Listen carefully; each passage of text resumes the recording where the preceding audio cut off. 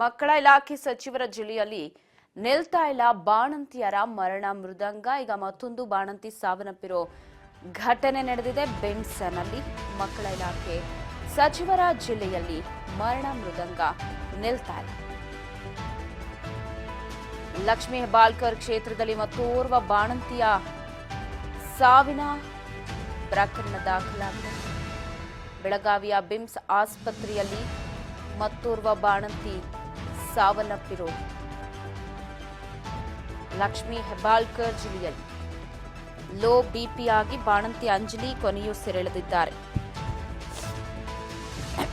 ನಿಲ್ತಾ ಇಲ್ಲ ಸಾವು ನೋವಿನ ಸಂಖ್ಯೆ, ಅದರಲ್ಲೂ ಬಾಣಂತಿಯರ ಸಾವಿನ ಸಂಖ್ಯೆ ದಿನದಿಂದ ದಿನಕ್ಕೆ ಏರಿಕೆಯಾಗ್ತಾನೆ ಇದೆ.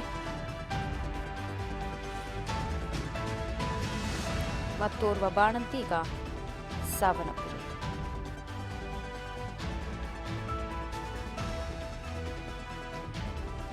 ಹೆರಿಗೆಯಾದ ವೇಳೆ ಚೆನ್ನಾಗಿದ್ದ ಮಹಿಳೆ ಏಕಾಏಕಿ ಕೊನೆಯುಸಿರೆಳೆದಿದ್ದಾರೆ. ಹೆಣ್ಣು ಮಗುವಿಗೆ ಅಂಜಲಿ ಅನ್ನೋರು ಜನ್ಮ ನೀಡಿದ್ದಾರೆ. ಪಾಪ ಮದುವೆ ಆದಮೇಲೆ ಬಹಳ ವರ್ಷಗಳ ನಂತರ ಅವರು ಗರ್ಭಿಣಿಯಾಗಿದ್ದಂತೆ ಹೆಣ್ಣು ಮಗುವಿಗೆ ಜನ್ಮ ಕೊಟ್ಟು ಕೊನೆಯುಸಿರೆಳೆದಿದ್ದಾರೆ. 12 ವರ್ಷಗಳ ಬಳಿಕ ಮಗು ಆಗಿತ್ತು. ಬಟ್ ಮಗುನ ನೋಡದೆ ಕಣ್ಮುಚ್ಚಿದ್ದಾರೆ ಅಂಜಲಿ. ಕುಟುಂಬಸ್ಥರ ಆಕ್ರಂದನೆ ಇದೀಗ ಬಿಮ್ಸ್ ಹಾಸ್ಪಿಟಲ್ ಮುಂದೆ ಮುಗಿಲು ಮುಟ್ಟಿದೆ.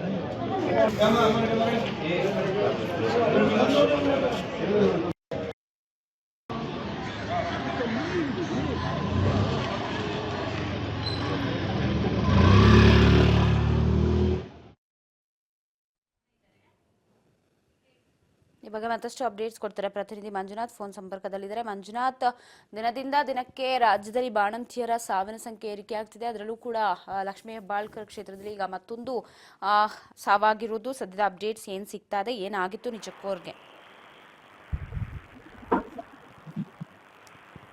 ಮಂಜುನಾಥ್, ಧ್ವನಿ ಕೇಳಿಸ್ತಾ ಇದೆಯಾ? ಬೆಳಗಾವಿ ಬಿಮ್ಸ್ ಆಸ್ಪತ್ರೆಯಲ್ಲಿ ಮತ್ತೊಂದು ಬಾಣಂತಿ ಈಗ ಸಾವಿಗೀಡಾಗಿದೆ ಅಂತ ಹೇಳ್ಬೇಕು. ಬೆಳಗಾವಿ ತಾಲೂಕಿನ ನಿಂಜಿಕಾಂಬ ಅಂಜಲಿ ಪಾಟೀಲ್ ಏನಿರ್ತಾರೆ, ನಿನ್ನೆ ಮಧ್ಯಾಹ್ನ ಬಿಮ್ಸ್ ಹಾಸ್ಪಿಟಲ್ಗೆ ಅಂದ್ರೆ ದಾಖಲಾಗ್ತಾಳೆ. ಅದಾದ ಬಳಿಕ ಮಧ್ಯರಾತ್ರಿ ಒಂದು ಮಗುವಿಗೆ ಕೂಡ, ಹೆಣ್ಣು ಮಗುವಿಗೆ ಕೂಡ ಒಂದು ಜನ್ಮವನ್ನು ನೀಡ್ತಾಳೆ. ಆದ್ರೆ ಬೆಳಗ್ಗೆ ನಸುಕಿನ ಜಾವ ವೈದ್ಯರು ಹೇಳಿರ್ತಕ್ಕಂಥದ್ದು BP ಲೋ ಆಗಿ ಆ ಬಾಣಂತಿ ಇದ್ದಾಳೆ ಸಾವನ್ನಪ್ಪಿದ್ದಾಳೆ ಅಂತ ಹೇಳ್ತಾ ಇದ್ದಾರೆ.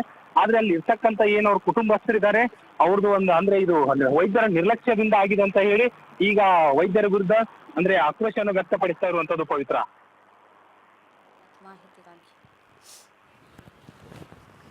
Thank you.